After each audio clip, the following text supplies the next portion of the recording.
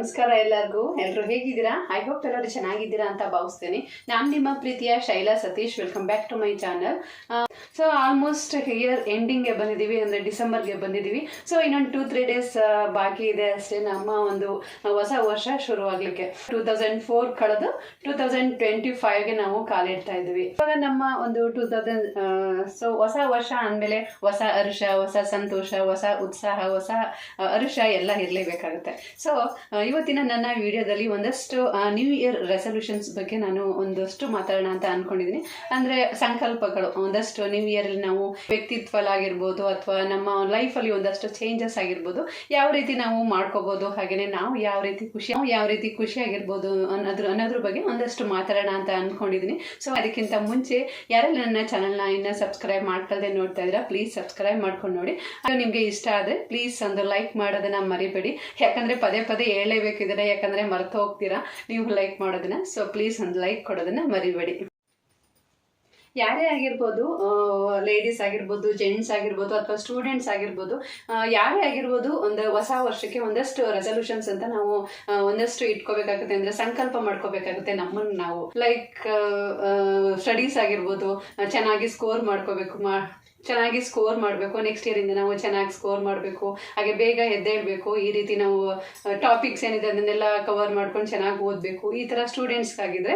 ಹಾಗೆ ಲೇಡೀಸ್ ಮತ್ತು ಜೆಂಟ್ಸ್ಗೂ ಅವ್ರದ್ದೇ ಆದ ಒಂದಷ್ಟು ವ್ಯಕ್ತಿತ್ವಗಳ ಅಥವಾ ಕೆಲವೊಂದು ಚೇಂಜಸ್ ನಮ್ಮ ಲೈಫಲ್ಲಿ ನಾವು ಖುಷಿಯಾಗಿರ್ಲಿಕ್ಕೆ, ಈ ರೀತಿ ಒಂದಷ್ಟು ರೆಸಲ್ಯೂಷನ್ಸ್ಗಳನ್ನ ನಾವು ಮಾಡ್ಕೊಂತು ಅಂದರೆ ನಾವು ಖಂಡಿತ ಖುಷಿಯಾಗಿರ್ಬೋದು. ಹಾಗೆ ನಮ್ಮ ಜೀವನವನ್ನು ನಾವು ನೆಮ್ಮದಿಯಿಂದ ಬದುಕಬಹುದು, ಪ್ರೀತಿಯಿಂದ ಜೀವಿಸೋಣ, ಪ್ರೀತಿ ಕೊಡೋಣ, ಎಲ್ಲರಿಗೂ ಪ್ರೀತಿ ಹಂಚೋಣ.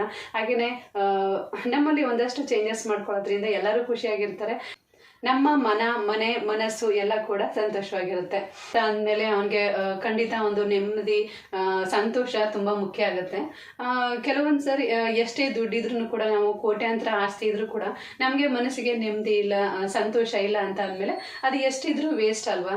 ಸೊ ಹಾಗಾಗಿ ಒಂದಷ್ಟು ಟಿಪ್ಸ್ಗಳನ್ನ ನಾನು ಹೇಳಲಿಕ್ಕೆ ಇಷ್ಟಪಡ್ತೀನಿ. ಹಾಗೆ ನಾವು ಖುಷಿಯಾಗಿರ್ಬೇಕು ಅಂದರೆ ಮೊದಲನೇ ಟಿಪ್ ಬಂದು ಎಕ್ಸ್ಪೆಕ್ಟೇಷನ್ಸ್ನ ಇಟ್ಕೊಂಬೇಡಿ, ತೀರಾ ಎಕ್ಸ್ಪೆಕ್ಟೇಷನ್ಸ್ನ ಇಟ್ಕೊಂಬೇಡಿ. ಯಾರ ಹತ್ರ ಆಗಿರ್ಬೋದು, ನಿಮ್ಮ ಹಸ್ಬೆಂಡ್ ಆಗಿರ್ಬೋದು ಅಥವಾ ಅಪ್ಪ ಅಮ್ಮ, ಈ ರೀತಿ ಯಾರೇ ಆಗಿರ್ಬೋದು, ತೀರಾ ಎಕ್ಸ್ಪೆಕ್ಟ್ ಮಾಡ್ಲಿಕ್ಕೆ ಹೋಗ್ಬೇಡಿ. ಸೊ ನಾನು ಅದನ್ನೇ ಮಾಡ್ತಾ ಇದ್ದೆ ಆ್ಯಕ್ಚುಲಿ ಹೇಳ್ಬೇಕು ಅಂದರೆ. ಸೊ ಊಟ ಮಾಡಿದ್ಯಾ ಅಂತ ಕೇಳಲಿಲ್ಲ ಅಂತ ಅನ್ನೋದು, ಈ ರೀತಿ ಒಂದಷ್ಟು ಸಣ್ಣ ಪುಟ್ಟ ಲೈಫಲ್ಲಿ ಇದ್ದೇ ಇರುತ್ತಲ್ವ.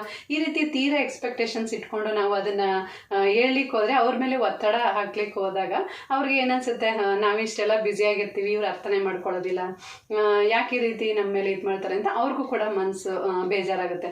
ಅದರಿಂದ ತೀರಾ ಎಕ್ಸ್ಪೆಕ್ಟೇಷನ್ಸ್ ಅಂತೂ ಖಂಡಿತ ಇಟ್ಕೋಬೇಡಿ. ಸೊ ಇದರಿಂದ ನೋವು ಜಾಸ್ತಿನೇ ಹೊರತು ಸಂತೋಷ ಅಂತೂ ಸಿಗಲ್ಲ. ಸೊ ಅದನ್ನು ಸ್ವಲ್ಪ ಕಡಿಮೆ ಮಾಡ್ಕೊಳ್ಳಿ. ಅಂದರೆ ತೀರಾ ಎಕ್ಸ್ಪೆಕ್ಟೇಷನ್ನೇ ಇಟ್ಕೊಳ್ಳೇಬೇಡಿ ಅಂತ ಹೇಳಲಿಕ್ಕಾಗಲ್ಲ. ಸಣ್ಣ ಪುಟ್ಟ ಆಸೆಗಳು, ಎಕ್ಸ್ಪೆಕ್ಟೇಷನ್ಸ್ ಇದ್ದೇ ಇರುತ್ತೆ. ಬಟ್ ತೀರಾ ಆಸೆ ಪಟ್ಕೊಂಡು ಅದನ್ನು ತೀರಾ ಮನಸ್ಸಿಗೆ ಹಾಕ್ಕೊಂಡು ನೀವು ಮನಸ್ಸಿನ ನೆಮ್ಮದಿನ ಹಾಳು ಮಾಡಿಕೊಂಡು, ಹಾಗೆ ನಿಮ್ಮ ಮನೆಯ ಸದಸ್ಯರೇನಿದ್ದಾರೆ ಅವ್ರಿಗೂ ಕೂಡ ನೆಮ್ಮದಿಯನ್ನು ಹಾಳು ಮಾಡೋಕ್ಕೆ ಹೋಗಬೇಡಿ. ಸೊ ಇದು ನಾನು ಕಲ್ತಿರೋ ಪಾಠ ಕೂಡ ಹೌದು. ಸೊ ಅದನ್ನು ನಿಮ್ಮ ಜೊತೆ ಒಂದು ಟಿಪ್ ಆಗಿ ಶೇರ್ ಮಾಡ್ತಾ ಇದ್ದೀನಿ. ಸೊ ಈ ಟಿಪ್ ನಿಮಗೆ ಇಷ್ಟ ಆದರೆ ಖಂಡಿತ ಒಂದು ಲೈಕ್ ಕೊಡಿ. ಸೊ ನೆಕ್ಸ್ಟ್ ಪಾಯಿಂಟ್ ಬಂದು, ಎಲ್ಲರನ್ನೂ ಮೆಚ್ಚಿಸ್ಲಿಕ್ಕೆ ಹೋಗಬೇಡಿ. ಸೊ ಅದು ಖಂಡಿತವಾಗ್ಲೂ ಅದು ಆಗದೆ ಇರೋಂತಹ ಕೆಲಸ. ಅಂದರೆ ಎಲ್ಲರನ್ನೂ ಮೆಚ್ಚಿಸ್ಬೇಕು ಅನ್ನೋದು, ಎಲ್ಲರನ್ನೂ ಮೆಚ್ಚಿಸೋಕೆ ಹೋದರೆ ನಾವು ಖಂಡಿತ ಆಗಲ್ಲ ಅದು. ಯಾಕಂದರೆ ಕೆಲವ್ರಿಗೆ ಇಷ್ಟ ಆಗುತ್ತೆ ನಮ್ಮ ಒಂದು ವ್ಯಕ್ತಿತ್ವ ಆಗಿರ್ಬೋದು, ನಾವು ಮಾಡೋಂತಹ ಕೆಲಸಗಳಾಗಿರ್ಬೋದು, ಕೆಲವ್ರಿಗೆ ಇಷ್ಟ ಆಗುತ್ತೆ, ಬಟ್ ಕೆಲವ್ರಿಗೆ ಇಷ್ಟ ಆಗಲ್ಲ. ಸೊ ಹೌದು, ಅವರ ಒಂದು ವ್ಯಕ್ತಿತ್ವ ಅಥವಾ ಅವರ ಒಂದು ಅನಿಸಿಕೆ ಅಭಿಪ್ರಾಯಗಳಿಗೆ ಬಿಟ್ಟಿದ್ದು. ಅದರಿಂದ ನಾವು ಅವರ ಒಂದು ಎಲ್ಲರನ್ನೂ ನಾವು ತೀರಾ ಮೆಚ್ಚಲಿಕ್ಕೆ ಆಗಲ್ಲ. ಮೆಚ್ಚಬೇಕಾಗಿರೋದು ಎರಡಕ್ಕೆ ಮಾತ್ರ. ಯಾವುದು ಅಂದರೆ, ಒಂದು ನಮ್ಮ ಅಂತರಾತ್ಮ, ಇನ್ನೊಂದು ಆ ಪರಮಾತ್ಮ ಮತ್ತು ಅಂತರಾತ್ಮ ಎರಡು ಮೆಚ್ಚಾಗೆ ನಡೆದ್ರೆ ಸಾಕು. ಸೊ ಎಲ್ಲದನ್ನು ನಾವು ಮೆಚ್ಚಿಸ್ಕೊಳ್ತಾ ಕುತ್ಕೊಳ್ಳೋಕ್ಕಾಗಲ್ಲ. ಬೇರೆಯವ್ರಿಗೆ ಯಾರಿಗೂ ಮೋಸ ಮಾಡೋಕೆ ಹೋಗ್ಬಾರ್ದು, ಬೇರೆಯವ್ರಿಗೆ ನೋಯಿಸ್ಬಾರ್ದು. ನಮ್ಮ ಮಾತಲ್ಲಾಗಿರ್ಬೋದು, ನಮ್ಮ ನಡವಳಿಕೆಲಾಗಿರ್ಬೋದು, ಬೇರೆ ಯಾರಿಗೂ ತೊಂದರೆ ಕೊಡದೆ ನಮ್ಮಷ್ಟಕ್ಕೆ ನಾವು ಇದ್ರೆ ಅಷ್ಟೇ ಸಾಕಾಗುತ್ತೆ. ಇರೋದು ಒಂದೇ ಜೀವನ. ಸೊ ಖುಷಿಯಿಂದ ಜೀವಿಸೋಣ, ನಾವು ಖುಷಿಯಾಗಿರೋಣ, ಹಾಗೆಯೇ ಬೇರೆಯವ್ರನ್ನೂ ಕೂಡ ಖುಷಿಯಾಗಿರೋಕ್ಕೆ ಬಿಡೋಣ ಅಷ್ಟೇ. ನೆಕ್ಸ್ಟ್ ಪಾಯಿಂಟ್ ಬಂದು ನಮ್ಮ ಮೈಂಡನ್ನು ಖಾಲಿಯಾಗಿ ಇಟ್ಕೊಳ್ಳೋದು.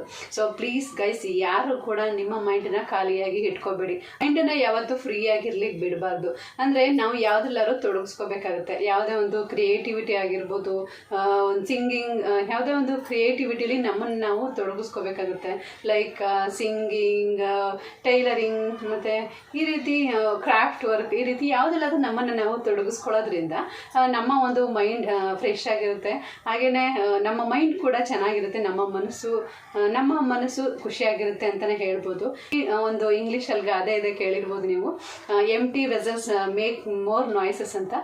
ಸೊ ಹಂಗಾಗಿ ನಾವು ತಲೆಯಲ್ಲಿ ನಾವು ಏನು ಇಲ್ಲದೇ ಖಾಲಿಯಾಗಿ ಕೂತ್ಕೊಳ್ಳೋದ್ರಿಂದ ತಲೆಯಲ್ಲಿ ಇಲ್ದಿರೋದೆಲ್ಲ ಓಡ್ತಾ ಇರುತ್ತೆ. ಸೊ ನೆಗೆಟಿವಿಟಿ ಆಗಿರ್ಬೋದು, ಇವ್ರ ಬಗ್ಗೆ ಎಲ್ಲ ಏನೇನೋ ನೆಗೆಟಿವ್ ಆಗಿ ಯೋಚನೆ ಮಾಡೋದು, ಈ ರೀತಿ ಎಲ್ಲ ನಮ್ಮ ಮೈಂಡಲ್ಲಿ ಓಡ್ತಾ ಇರುತ್ತೆ. ಸೊ ಅದರಿಂದ ನಮ್ಮನ್ನು ನಾವು ಯಾವುದಾದ್ರೂ ರೀತಿಯಲ್ಲಿ ತೊಡಗಿಸ್ಕೋಬೇಕಾಗುತ್ತೆ.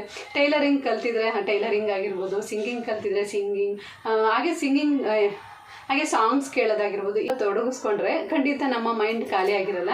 ಸೊ ಹಂಗಾಗಿ ಬೇರೆ ಕಡೆ ಕೆಟ್ಟ ಆಲೋಚನೆಗಳಾಗಿರ್ಬೋದು, ಕೆಟ್ಟ ಒಂದು ನೆಗೆಟಿವಿಟಿ ನಮ್ಮ ಹತ್ರ ಸುಳಿಯಲ್ಲ. ನಾವು ಯಾವಾಗಲೂ ಪಾಸಿಟಿವ್ ಆಗಿ ಇರಲಿಕ್ಕೆ ಸಾಧ್ಯ ಆಗುತ್ತೆ. ಸೊ ಹಾಗಾಗಿ ನಿಮ್ಮನ್ನು ನೀವು ಆದಷ್ಟು ತೊಡಗಿಸ್ಕೊಳ್ಳಿ. ಯಾವುದ್ರಲ್ಲಾದರೂ 10 ನಿಮಿಷ ನಮಗೆ ಕೂರ್ಲಿಕ್ಕೆ ಆಗಲ್ಲ, ನಿಜವಾಗ್ಲೂ ಕೆಲಸ ಇಲ್ಲ ಅಂದರೂ ಏನಾದರೂ ಒಂದು ಕ್ರಿಯೇಟಿವಿಟಿ ನನ್ನ ತಲೆಯಲ್ಲಿ ಓಡ್ತಾ ಇರುತ್ತೆ. ಸ್ಯಾರೀಸ್ ಬ್ಲೌಸಸ್ಗಳನ್ನ ಸರ್ ಮಾಡ್ಕೊಳ್ಳೋದಾಗಿರ್ಬೋದು, ಬ್ಲೌಸಸ್ ಹೊಲಿಯೋದಿರ್ಬೋದು, ಈ ರೀತಿ ಕುಚ್ಚಾಕಿರ್ಬೋದು, ಈ ರೀತಿ ನನ್ನನ್ನು ನಾನು ತೊಡಗಿಸ್ಕೊತೀನಿ. ಅದೇ ರೀತಿ ನೀವು ಕೂಡ ನಿಮ್ಮನ್ನು ನೀವು ತೊಡಗಿಸ್ಕೊಳ್ಳಿ. ಯಾವುದ್ರಲ್ಲಾದರೂ ನಿಮ್ಗೆ ಯಾವುದ್ರಲ್ಲಿ ಇಂಟ್ರೆಸ್ಟ್ ಇರುತ್ತೆ, ಅದು ಇದೆ ಅಂತಲ್ಲ, ಪರ್ಟಿಕ್ಯುಲರ್ ಆಗಿ ಇದೆ ಅಂತಲ್ಲ. ಸೊ ನಿಮ್ಮಲ್ಲಿ ಯಾವುದ್ರ ಮೇಲೆ ಇಂಟ್ರೆಸ್ಟ್ ಇದೆ ಅದರಲ್ಲಿ ತೊಡಗಿಸ್ಕೊಳ್ಳಿ ನಿಮ್ಮನ್ನು ನೀವು. ಸೊ ಹಂಗಾಗಿ ನಿಮ್ಮ ಮನಸ್ಸು ಕೂಡ ಚೆನ್ನಾಗಿರುತ್ತೆ, ಹಾಗೆ ನಿಮ್ಮ ಮನಸ್ಸು ಎಲ್ಲ ಕೂಡ ಚೆನ್ನಾಗಿರುತ್ತೆ. ಹಾಗೆಯೇ ನನ್ನ ನೆಕ್ಸ್ಟ್ ಪಾಯಿಂಟ್ ಬಂದು ಬಹು ಮುಖ್ಯವಾದ ಪಾಯಿಂಟ್ ಅಂತ ಹೇಳಲಿಕ್ಕೆ ಇಷ್ಟಪಡ್ತೀನಿ. ಯಾಕಂದರೆ ಹಾಸಿಗೆ ಇದ್ದಷ್ಟು ಕಾಲು ಚಾಚೋಣ ಅಂತ. ಸೊ ಎಲ್ಲರಿಗೂ ನಮ್ಮದೇ ಒಂದು ಆಸೆ ಕನಸುಗಳು ಎಲ್ಲ ಇದ್ದೇ ಇರುತ್ತೆ.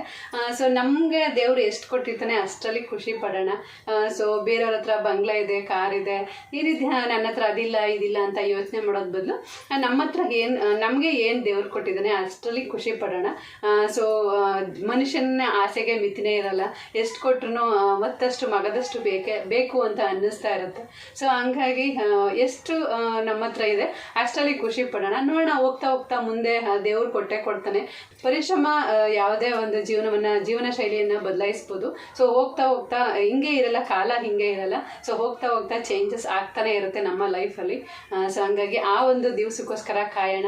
ತೀರಾ ನಾವು ಸ್ಟ್ರೆಸ್ ಮಾಡಿಕೊಂಡು ಇದಿಲ್ಲ, ಸೊ ನನ್ನ ಜೀವನದಲ್ಲಿ ಇದಿಲ್ಲ ಈ ರೀತಿ ಎಲ್ಲ ತಲೆ ಕೆಡಿಸ್ಕೊಂಡು ನಮ್ಮ ಮನಸ್ಸನ್ನ ಹಾಳು ಮಾಡ್ಕೊಳ್ಳೋದು ಬೇಡ. ಕೈ ಕೆಸರಾದರೆ ಬಾಯಿ ಮೊಸರು ಅಂತ ಗಾದೆನೇ ಇದೆ ಅಲ್ವಾ. ಸೊ ಹಾಗೆ ಹಾಸಿಗೆನ ನಾವು ಮುಂದೆ ದೊಡ್ಡದನ್ನ ತಗೊಳ್ಳೋ ಚಾನ್ಸಸ್ ಕೂಡ ದೇವ್ರು ಕೊಡ್ಬೋದು ನಮಗೆ. ಸೊ ಅದಕ್ಕೋಸ್ಕರ ವೆಯ್ಟ್ ಮಾಡೋಣ. ಹಾಗಂತ ಇವ್ರನ್ನೆಲ್ಲ ನೋಡಿಕೊಂಡು ಹೊಟ್ಟೆ ಉರ್ಕೊಂಡು ಸೊ ನಾವು ಕಷ್ಟಪಟ್ಟು ಸಾಲ ಸೋಲ ಎಲ್ಲ ಮಾಡಿ ಇದು ಎಲ್ಲ ತಗೊಳ್ಳೋದು ಬೇಡ. ಇರೋದ್ರಲ್ಲೇ ಖುಷಿ ಪಟ್ಟು ಜೀವನ ಮಾಡೋಣ ಅಂತ ಹೇಳಲಿಕ್ಕೆ ಇಷ್ಟಪಡ್ತೀನಿ.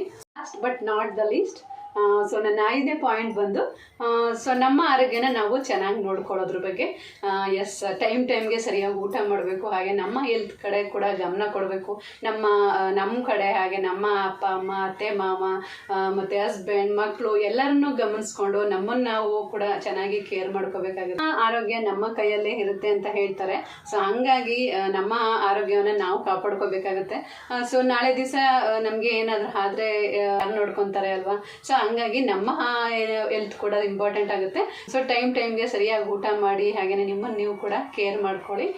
ಸೊ ಈ ವಿಷಯದಲ್ಲಿ ನಾನು ಕೂಡ ಕೆಲವೊಂದಷ್ಟು ಚೇಂಜಸ್ ಮಾಡ್ಕೋಬೇಕಾಗತ್ತೆ ನ್ಯೂ ಇಯರ್ಗೆ. ಯಾಕೆಂದರೆ ನಾನು ಕೂಡ ಅದೇ ಮಾಡ್ತಾ ಇದ್ದೆ, ಬೇಗ ಊಟನೇ ಮಾಡೋದಿಲ್ಲ.